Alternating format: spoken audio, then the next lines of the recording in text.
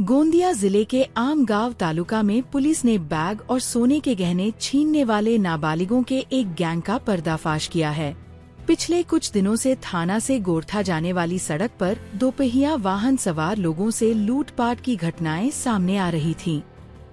जांच के दौरान पुलिस ने 4 नाबालिगों को हिरासत में लिया, जिन्होंने ऐसे 3 अपराध कबूल किए हैं। आमगांव पुलिस ने आरोपियों के पास से 4 दोपहिया वाहन, 3 मोबाइल फोन, नकदी और एक सोने का मंगलसूत्र बरामद किया है।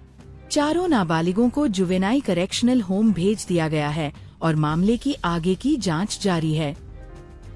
आमगाव पोलीस स्टेशन हद्दीत मागील 1 महिन्यामध्ये एकूण 3 बॅग लिफ्टिंगच्या घटना घडल्या होत्या। त्या बॅग लिफ्टिंगच्या घटनाची उकल करण्याकरिता पोलीस स्टेशन आमगावचे डिटेक्शन पथक डीबी पथक हे अहोरात्र मेहनत करत होते। पोलिसांना मिळालेल्या गोपनीय माहितीनुसार पोलिसांनी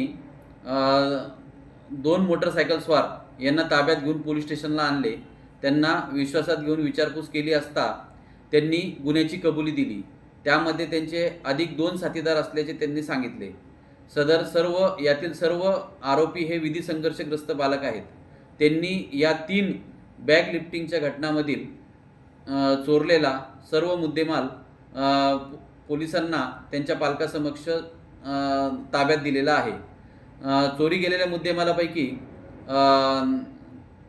गुन्ह्यातील 2.5 तोळ्याचे मंगळसूत्र, त्याचप्रमाणे चोरी गेलेली रक्कम 42,000 रुपये, आरोपींनी वापरलेले मोबाईल 3 मोबाईल, गुन्ह्यात वापरलेल्या 3 मोटरसायकल आणि चोरीच्या पैशातून विकत घेतलेली 4थी मोटरसायकल असे एकूण 4 मोटरसायकल असे आमगाव पोलिसांनी जप्त केले आहे। यातील चोरी गेलेले एकूण 5,87,000 रुपयाचा मुद्देमाल आमगाव पोलिसांनी जप्त केलेला आहे।